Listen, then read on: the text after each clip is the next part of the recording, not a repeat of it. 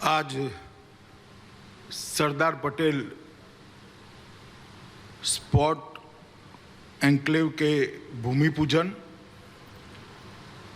और नरेंद्र मोदी स्टेडियम मोटेरा के उद्घाटन प्रसंग पर आज हम सब के बहुत आग्रहपूर्ण निवेदन को सम्मान करते हुए उपस्थित महामहिम राष्ट्रपति श्रीमान रामनाथ कोविंद जी, भारत की प्रथम महिला श्रीमती सविता कोविंद जी, गुजरात राज्य के आदरणीय राज्यपाल महोदय आचार्य देवव्रत जी, भारत सरकार के खेलकूद मंत्री मेरे साथी श्रीमान किरण रिजिजू जी, गुजरात सरकार के ऊर्जावान उप मुख्यमंत्री श्रीमान नितिन भाई पटेल जी, संसद सदस्य और जिन्होंने पूरे स्टेडियम की कंस्ट्रक्शन में बहुत योगदान दिया है, ऐसे भाई परिमल नथवाणी जी, गुजरात सरकार के मुख्य सचिव श्री अनिल मुकिम जी, एशियन क्रिकेट काउंसिल के अध्यक्ष बीसीसीआई के सचिव श्रीमान जय जी, श्री धनुराज नथवाणी जी और आज देश भर से आए हुए राज्य के सभी खेलकूद जगत के नामांकित व्यक्तिगण और उपस्थित भाइयों और बहनों, आप सभी को मैं प्रणाम कर कर मेरी बात की शुरुआत करना चाहता हूं। मित्रों, आज भारत के खेल जगत के इतिहास का स्वर्णिम दिन है। आज के दिन भारत के राष्ट्रपति महोदय के कर कमलों से भारत के लौह पुरुष, भारत रत्न और गुजरात के सुपुत्र सरदार वल्लभ भाई पटेल के नाम के साथ जोड़कर एक बड़े स्पोर्ट एन्क्लेव का भूमि पूजन करने की शुरुआत आज राष्ट्रपति महोदय के हाथ से हुई।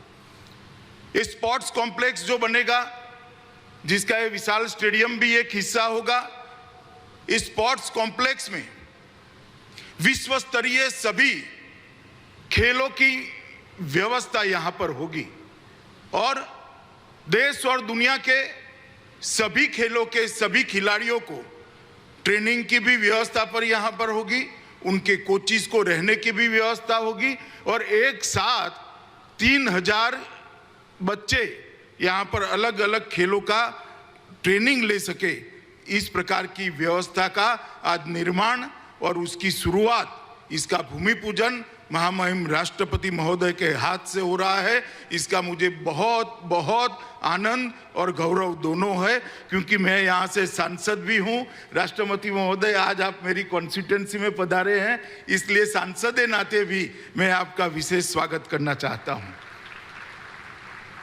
मित्रों, कोविंद जी जिस दिन भारत के राष्ट्रपति बने, इस दिन भारत के करोड़ों सामान्य जनों के मन में एक श्रद्धा जागृत हो गई कि हमारा लोकतंत्र नीचे तक परकोलेट हो चुका है। एक सामान्य घर से जन्मा हुआ, संघर्ष करा हुआ व्यक्ति, एक देहात के अंदर पला बड़ा व्यक्ति अपनी शिक्षा के दम पर, अपने कर्तृत्व के दम पर, अपनी निष्ठा के दम पर और अपनी मेहनत के दम पर भारत के सर्वोच्च स्थान पर विराजमान हो सकता है। यही हमारे लोकतंत्र का गौरव है। जब मैं पार्टी में था, कोविंद जी भी पार्टी का काम करते थे, हमने साथ में बहुत काम किया है। इतनी सरलता, इतनी लगन, इतनी मेहनत शायद ही किसी व्यक्ति में एक साथ मिलती है। और अपने आप को आगे न करते हुए चुपचाप अपने दिया हुआ काम करना और गौरव के साथ करना और काम को भी गौरव देना, ये किसी दक्ष व्यक्ति में ही इतने सारे गुण समाहित होते हैं।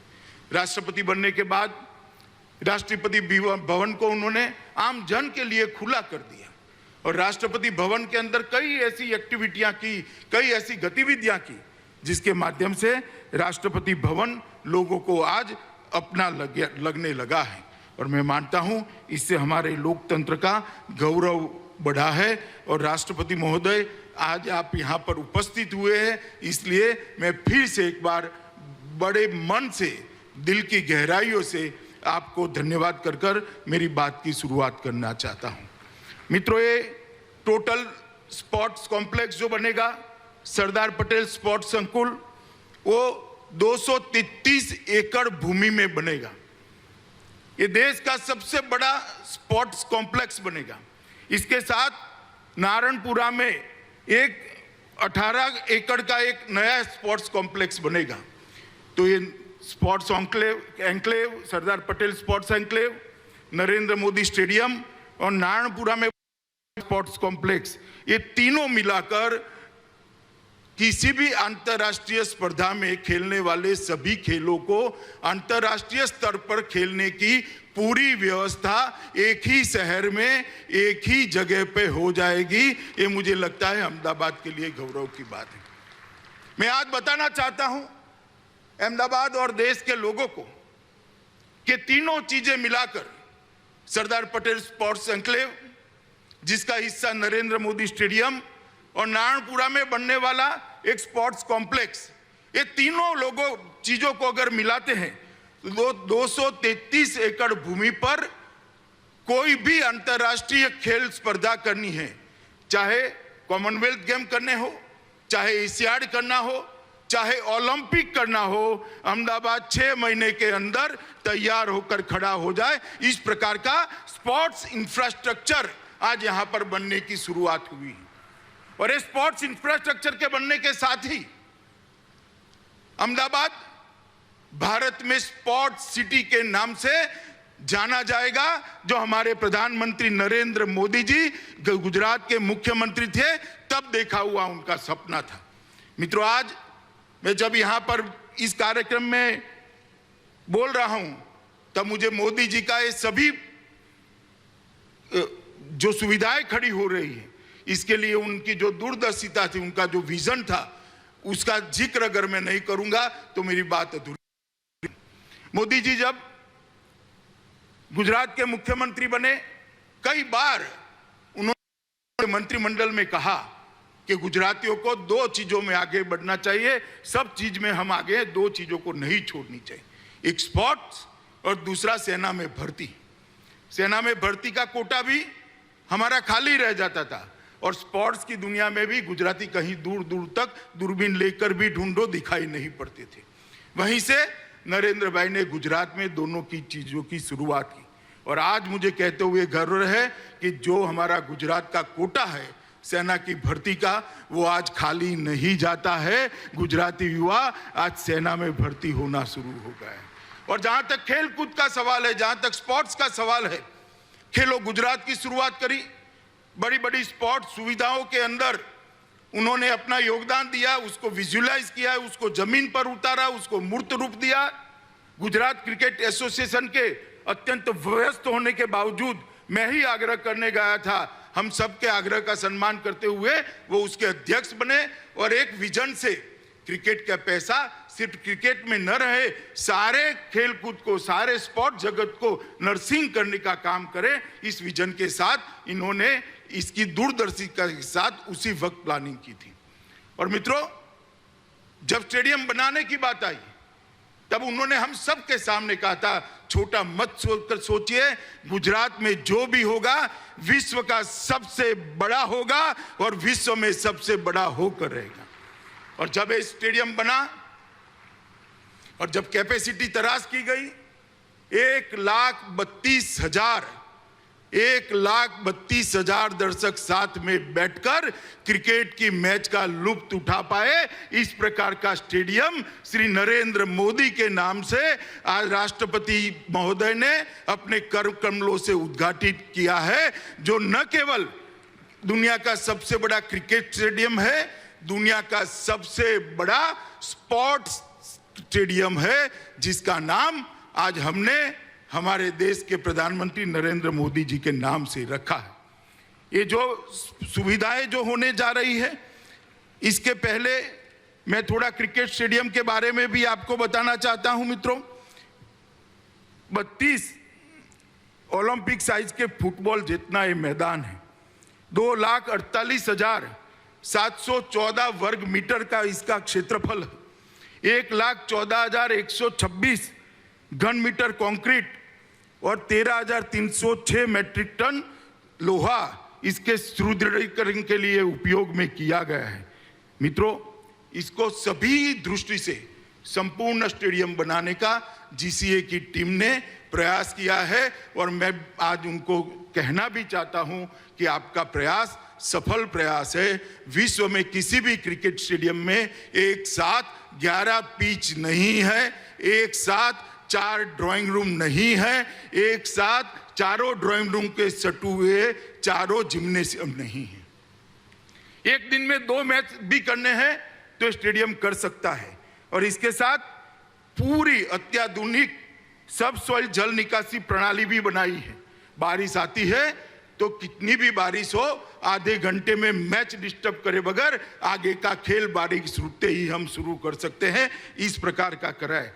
The field of play LED lights लगाए हैं जिसके कारण खिलाड़ी की परछाई पिच पर नहीं पड़ेगी, खिलाड़ी की परछाई ग्राउंड पर नहीं पड़ेगी और क्रिकेट के खिलाड़ी अपना क्रिकेट बहुत अच्छे तरीके से खेल पाएंगे और जिसमें 40 से 50% बिजली की बचत भी होने वाली है।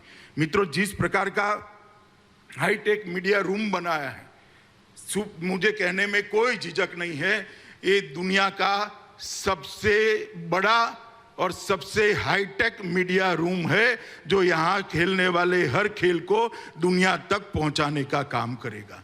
खेल चाहे नरेंद्र मोदी स्टेडियम में खेला जाए, खेल चाहे सरदार पटेल स्पोर्ट्स एन्क्लेव के अंदर खेला जाए, वो खेल को प्रसारित करने की व्यवस्था ये नरेंद्र मोदी क्रिकेट स्टेडियम के मीडिया रूम में है। और हाईटेक मीडिया बॉक्स जो बनाए हैं वो भी अपने आप में एक बहुत आधुनिक प्रकार के बॉक्सों का सृजन मेहनत कर कर प्लानिंग कर कर जीसीए के माध्यम से किया गया है। यहाँ पर आवाजाही के लिए बीआरटीएस से भी जुड़ने वाला है, मेट्रो भी यहाँ तक पहुँचने वाली है और जब ये रिवर फ्रंट का एक्सटेंशन समाप्त हो जाएगा, एक सुंदर मां नर्मदा और साबरमती के नीर हमेशा यहाँ शांति और शीतलता प्रदान करते रहेंगे। इस प्रकार का एक कुदरती नजारा बनने का काम समाप्त हो जाएगा। और मित्रों, मैं इसके साथ में ये भी कहना चाहता हूँ कि स्पोर्ट्स कॉम्प्लेक्स के अंदर ही, नरेंद्र मोदी स्टेडियम के अंदर ही अलग अलग प्रकार के कई खेल को खेलने की व्यवस्थाएं की है, खिलाड़ियों को रहने की व्यवस्था की है और इसके कोचिज को रहने की व्यवस्था भी सरदार पटेल स्पोर्ट एन्क्लेव के अलावे करी।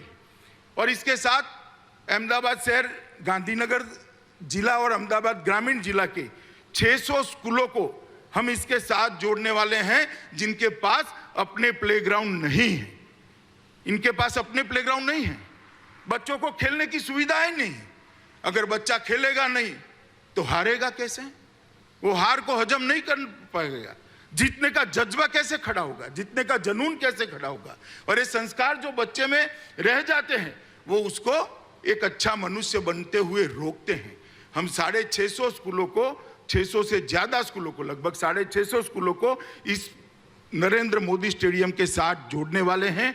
34 बसें उनको लाने ले जाने का काम करेगी। इनके सारे पीटी के पीरियड एक साथ कर कर सप्ताह में एक दिन बच्चा यहाँ आएगा, पूरा दिन खेलेगा, खाना भी यहाँ खाएगा और शाम को सुरक्षित अपने घर पर पहुंच जाएगा। एक कंप्लीट 3 जिलों की स्पोर्ट की सुविधा यहाँ पर खड़ी हो, इस प्रकार के विजन के साथ मोदी जी ने इसका स्केच बनाया था। मुझे आनंद है कि इनके बाद मैं अध्यक्ष बना, इनके बाद ये जीसीए की टीम यहाँ पर बैठी है, जय और धनराज बैठे हैं। इन सब ने इकट्ठा होकर आज मोदी जी के विचार को जमीन पर उतारने का काम किया है और नरेंद्र मोदी स्टेडियम देश की सेवा करने के लिए यहाँ पर है। ये स्टेडियम ऐतिहासिक स्टेडियम है, कई सारे रिकॉर्ड यहाँ पर बन रहे हैं, आज भी बने हैं। आज भी एक मैच यहाँ शुरू होने जा रहा है। पिंक बॉल का मैच पहली बार स्टेडियम पे खेला जाएगा और मुझे कहते हुए बड़ा आनंद है, मैच के रेफरी श्रीनाथ है। मित्रों, श्रीनाथ के लिए ये जो हमारा स्टेडियम, ये भूमि है, बहुत यादगार है कि उन्होंने यहाँ पर ही अफ्रीका के सामने मैच खेलते हुए 6 विकेट झटकाए थे और भारत को विजय दिलाने का काम किया था। इसी ग्राउंड पर 10 साल के बाद कपिल देव ने रिचर्ड हेडली का 431 विकेट लेने का वर्ल्ड रिकॉर्ड को तोड़कर भारत को वर्ल्ड रिकॉर्ड की तालिका में डालने का काम कपिल देव ने इसी भूमि पर किया था। और इसी भूमि पर सुनील गावस्कर ने पाकिस्तान के खिलाफ खेलते हुए अपने 10,000 रन समाप्त करे थे। इसी भूमि पर मास्टर ब्लास्टर सचिन तेंदुलकर ने 2011 के वर्ल्ड कप में एक दिवसीय मैच में 18,000 रन पूरा करने का काम किया था। इसी भूमि पर सचिन तेंदुलकर ने अपनी कैरियर के 20 साल भी पूरे किए थे। मित्रों, चेतेश्वर पुजारा भी यहाँ पर डबल सेंचुरी लगा रहे हैं, आज भी खेल रहे हैं। मैं तो आशा करता हूँ कि आज उसको वो रिपीट करें और भारत को विजय दिलाएं। मित्रों, मैंने आप सभी को नरेंद्र मोदी स्टेडियम की बात करी, मगर नरेंद्र मोदी स्टेडियम स्वयं जिसका एक अंग है, ऐसा सरदार वल्लभ भाई पटेल स्पोर्ट एन्क्लेव का भी आज महामहिम ने भूमि पूजन किया है। मित्रों, सरदार पटेल स्पोर्ट्स एन्क्लेव एक बहुत महत्वाकांक्षी प्रोजेक्ट है। आज हमारे देश को जरूरत है कि अंतर्राष्ट्रीय स्पर्धाओं के अंदर हमारे बच्चे दिखाई पड़े। जब अंतर्राष्ट्रीय खेल स्पर्धाओं की तालिका बने, हमारे बच्चों के नाम पर कई सारे मेडल्स हो, मगर वो वैसे ही नहीं होता है।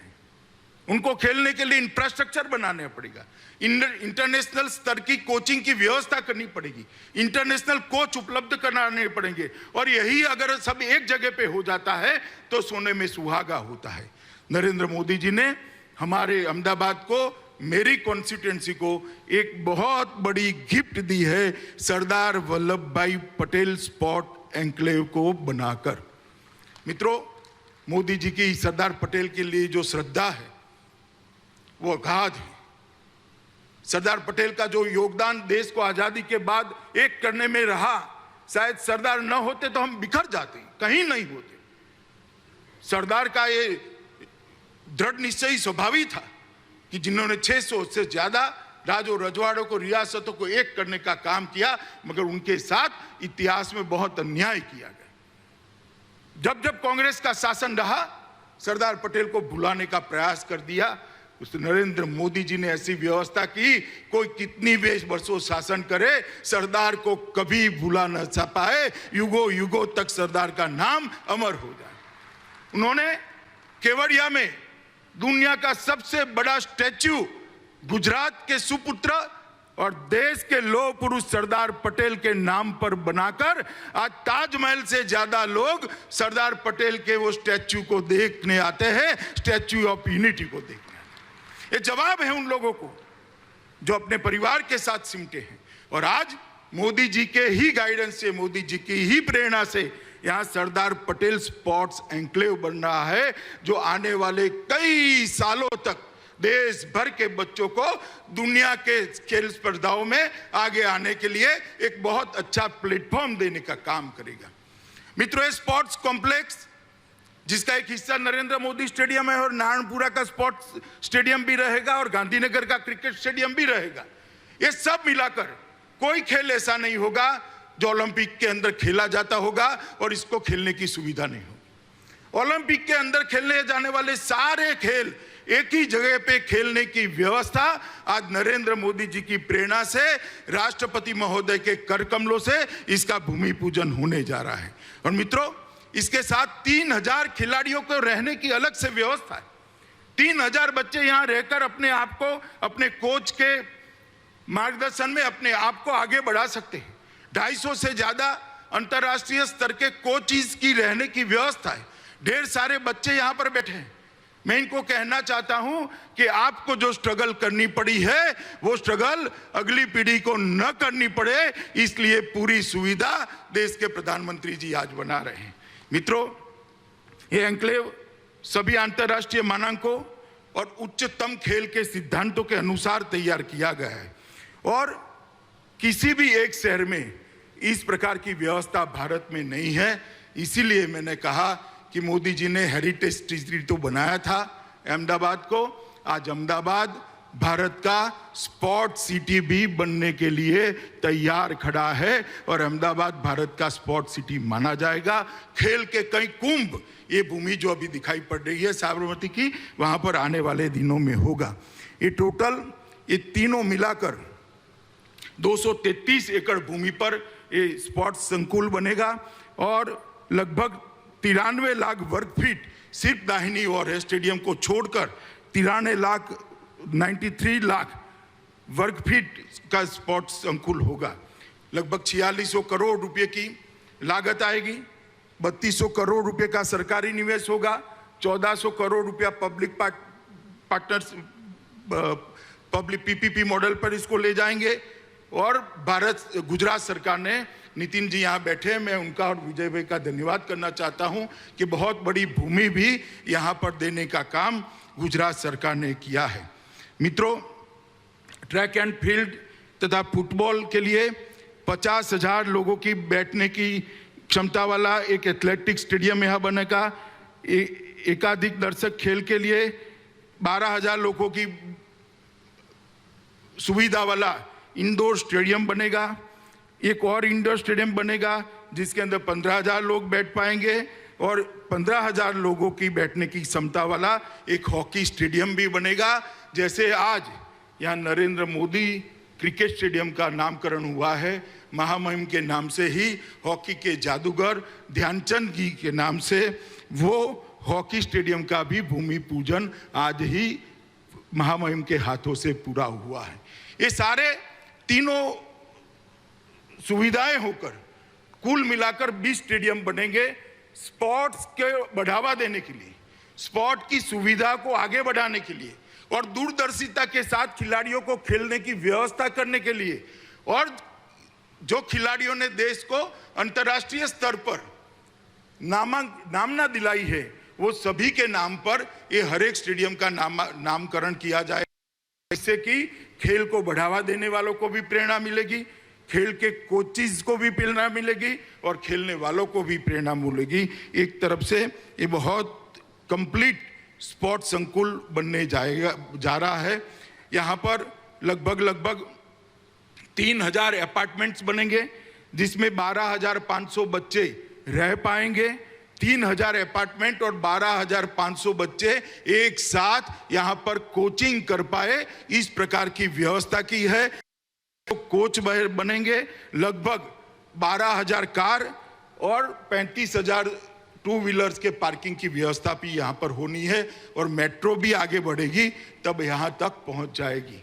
एक प्रकार से एक शहर के अंदर शहर को जोड़ने का, स्पोर्ट्स कॉम्प्लेक्स के जोड़ने का, सरदार पटेल स्पोर्ट एन्क्लेव से जोड़ने का एक बहुत अच्छा इंफ्रास्ट्रक्चर भी आगे बढ़ने जा रहा है। नारायणपुरा के अंदर लगभग 17 एकड़ से बड़ी जमीन के अंदर 77,000 चौरस मीटर के एरिया में 458 करोड़ के रुपए की लागत से एक दूसरा स्पोर्ट्स कॉम्प्लेक्स भी बनने जा रहा है जिसका भी नामकरण होना बाकी है। मेरे लिए आनंद की बात है, रिज्जू जी यहाँ बैठे हैं, अभी बजट के बाद इन्होंने इसको अप्रूव किया है। और मेरे लिए आनंद की बात है, गांधीनगर स्टेडियम भी मेरी कॉन्स्टिट्यूएंसी में है, नरेंद्र मोदी स्टेडियम भी मेरी कॉन्स्टिट्यूएंसी में है, सरदार पटेल एन्क्लेव भी मेरी कॉन्स्टिट्यूएंसी में है और ये नारायणपुरा का स्पोर्ट्स कॉम्प्लेक्स भी मेरी कॉन्स्टिट्यूएंसी में होने वाला है। तो पूरा खेल का इंफ्रास्ट्रक्चर गांधीनगर लोकसभा क्षेत्र में होने वाला है, इसका मुझे बहुत आनंद है। एथलेटिक स्टेडियम बिल्डिंग वहाँ पर एक बनने वाला है जिसके अंदर अलग अलग प्रकार के 33 खेलों को खेला जाएगा। मल्टी स्पोर्ट्स स्टेडियम भी वहाँ पर बनने वाला है। टेनिस स्टेडियम बहुत बड़ा इंटरनेशनल स्टैंडर्ड का बनने वाला है।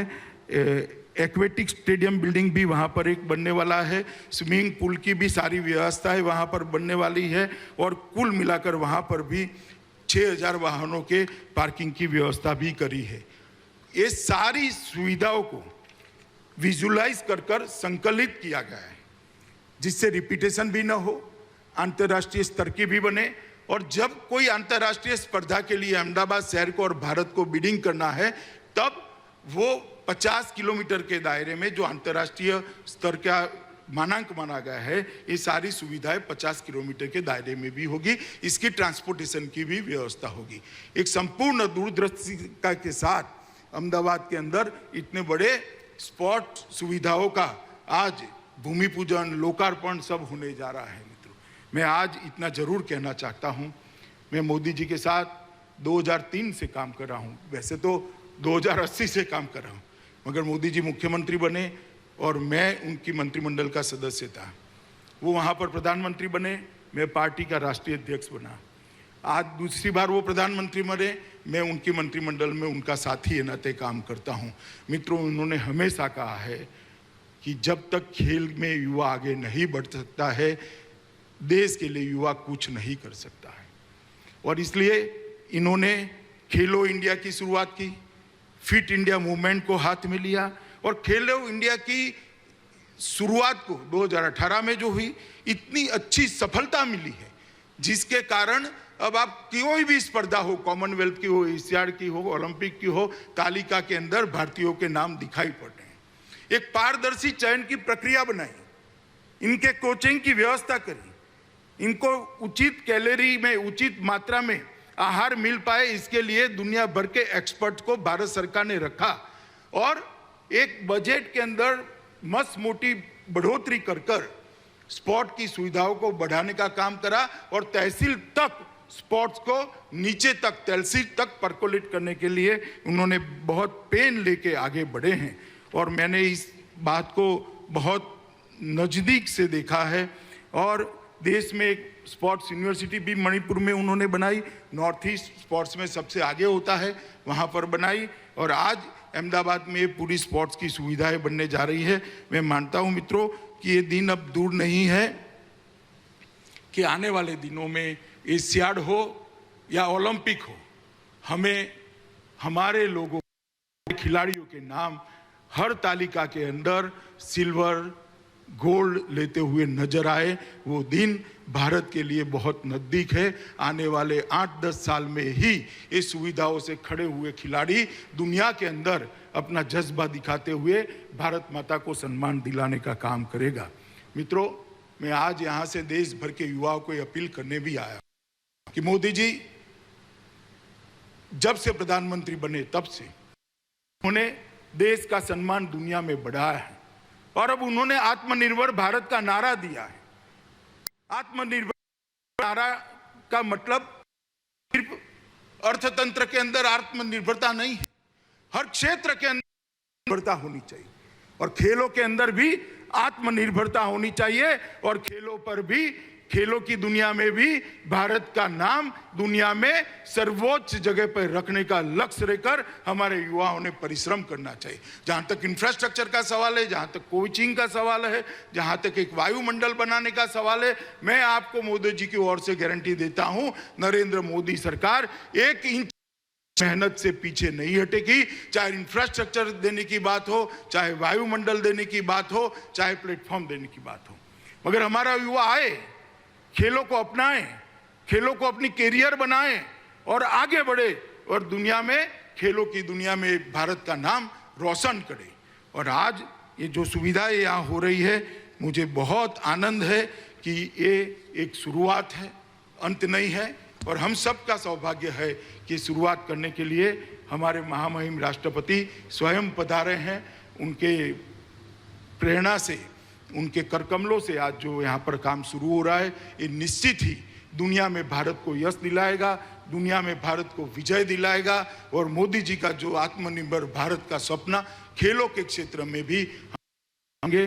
मित्रों, फिर से एक बार अहमदाबाद के सभी लोगों को और देश भर के खिलाड़ियों और खेल प्रेमियों को सरदार पटेल स्पोर्ट्स एन्क्लेव और नरेंद्र मोदी स्टेडियम का सबसे बड़ा स्टेडियम है, इसके लिए पूर्वक की सबको शुभकामनाएं और खिलाड़ियों को बहुत देता हूं।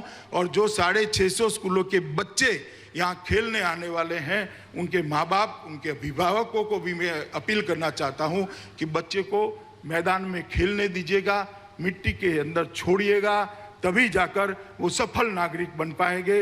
हार को पचाने की आदत पड़ेगी, जीतने का जज्बा आएगा, जीत की आदत पड़ेगी तो जो काम करेगा उसमें वो आपका नाम रोशन करेगा। सभी अभिभावक खेलों के लिए अपने बच्चे को इस स्पोर्ट्स कॉम्प्लेक्स और नरेंद्र मोदी स्टेडियम के भेजने का संकल्प करें।